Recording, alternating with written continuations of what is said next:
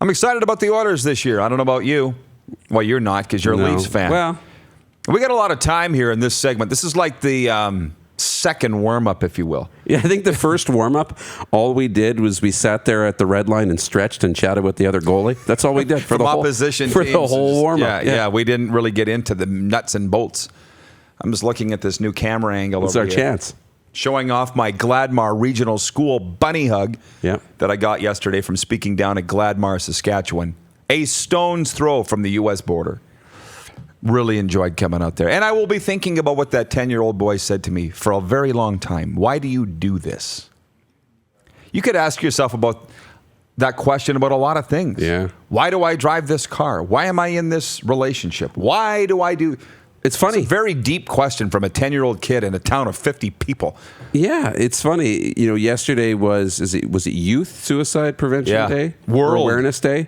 World. And I saw a lot of social media posts about it. Yeah. And it was great. It's great to have the awareness, and mental health is so key. And, it's funny, thinking about that last night, I did a lot of things to try and be conscious and take care of my mental health, get healthy diet back into my life, exercise, those types of things. Started making a plan and doing a few more things, trying to be active in mental health, which made me feel really good. But one of the things I saw was how social media has such an influence on our mental health. And a lot of people are being, we need less social media. But the one that really stuck out to me, and I don't know if it was Amanda Ruler who posted it, reposted the Instagram post on her story, or somebody that I follow, but it said, use social media with a purpose. Don't cut it out, but use it more intentionally.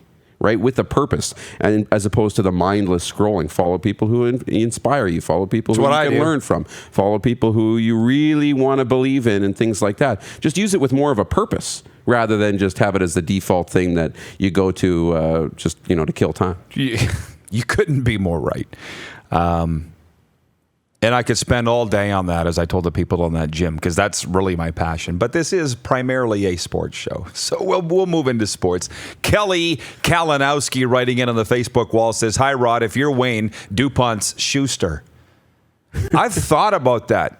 Are you even old enough to remember Wayne and Schuster? I know the reference, but no, I don't. No, you wouldn't. No. Legendary Canadian television program from when I was a kid.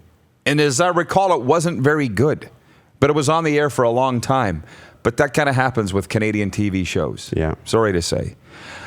Some guys just all over me about the Edmonton Oilers here because I said I'm an Oiler fan.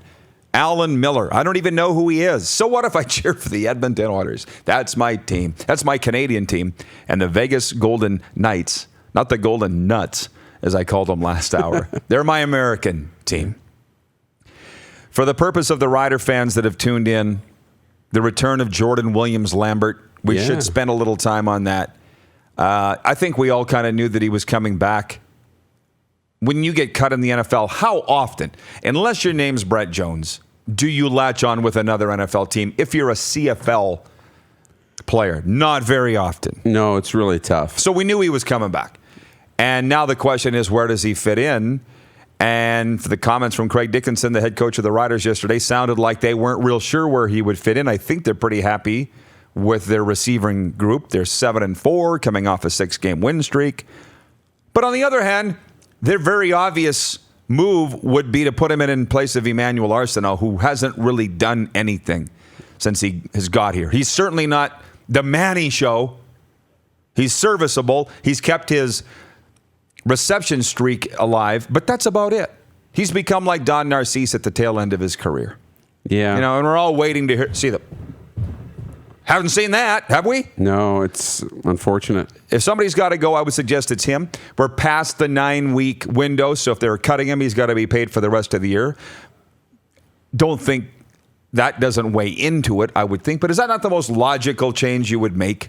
Yeah. It is, because Manny's a big body, can play in the middle like that too.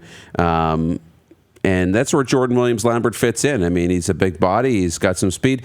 And he's just a more youthful Manny Arsenault in that sense. He can slide in. He can be an improvement. He provides that youth. He's got that big play ability, that ability to go up and just get a ball. I know Shaq Evans is a little bit smaller, and he's more of a speed guy and can stretch the field for you, which has been great. But he adds that other element that I think might be missing a little bit, and that's that ability just to, over the middle, just get a ball, those loose balls. So I do think he's a big get. I do think it's a big addition. The team, sure. I saw the reaction from the team when he arrived at practice. They loved having him back. They all wanted to catch up when he hit the field, and he's on the field today for practice, I understand, in the rain, or wherever they're practicing today. Yeah, I do think it's big to have him back. Manny's probably the logical step, but let's not forget, I'm sure Manny brings a lot of leadership to that locker room, too. So, and with young guys and with a young quarterback like Cody Fajardo, who's still finding his way and, dealing with these hiccups of the loss now, it'll be interesting to see, Cody's mindset when he has to rebound from this week. Manny's probably a little influence there as a veteran. So, you got to be careful on how you manage those guys, because if you put your leaders into a funk and mentally it throws Manny off, because he comes off the roster, he might not be that same influence in the locker room. A lot of what I think the situation is can be found in what you just said. And a lot of people are chiming in on the Facebook feed. Nelson says, who do you sit? And I believe it is Manny Arsenault. I believe it's a no-brainer. Bo Halverson says, Manny, I think, is doing more in the locker room leadership. How do we know that? Because we're not in the locker room. And I don't think Manny Arsenault is doing as much for leadership as you think. And you just said the reaction from the team when Jordan Williams-Lambert showed up in training camp. If you're going to weigh that against what Manny Arsenault is providing, what are you going to take? Mm-hmm. I'm going to take what Jay Will does, because the players clearly love him. And he's the veteran of this team. Arsenault is not. Right? That's true. And this is the reigning West Division Rookie of the Year.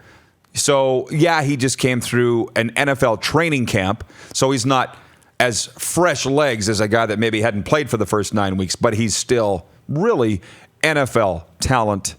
And I don't think taking Arsenault out, inserting Williams-Lambert, is going to sacrifice anything for team chemistry. It might even add to it. That'd be good. But yeah, we're in a world now where the money is such a huge factor. Yep. And I still haven't figured out how the Patriots coughed up $15 million a year for Antonio Brown. I don't know how that happened, but I would suggest that Jeremy O'Day, the Riders GM, has a significant amount of cap room sitting there in anticipation of this. Yep. And it's funny because I've had people around the league texting me saying, what are they paying Jordan Williams-Lambert? I'm like, I have no idea. Don't talk to the Riders about that. Don't want to know. That's their business. Doesn't surprise me that other teams would want to know that. Can't blame them for asking, but I don't know the answer to that. In my peripheral vision, I see the Facebook wall is going insane. What is going on? Yeah. It looks like the Price is right wheel. Doesn't it? What is going on? Wayne agrees with me. Williams-Lambert is a younger Manny. Nelson mentioned he feels down the stretch Manny will flourish similar to G-Roy. And you know what? Perhaps. We also have to temper our expectations on Jordan Williams-Lambert. Just because he was a Rookie of the Year, went to the NFL, and now he's coming back, it's exciting that he's coming back.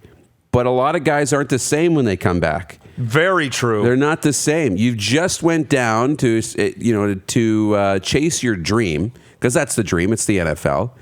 And they've told you, no, you're not good enough.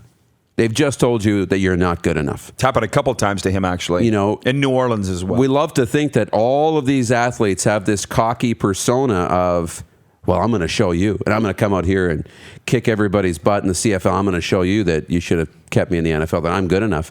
We're still pretty fragile in our minds. That can knock you down a couple of pegs, somebody telling you you're not good enough. Takes you some time to get that confidence back. So it'll be interesting. I wouldn't just expect him to come out here and be an MVP of this team. Jason Fichter watching from the Rider Prider fan page. He and their, I think, 35,000 members watching this morning. And he says, exactly, Roddy, my thoughts also when it comes to Manny. So we'll see on Saturday when the roster comes out. The Alouettes are coming to town. You're watching Rod Pedersen on demand. For more of The Rod Pedersen Show, visit rodpedersen.com or follow Rod Pedersen on social media.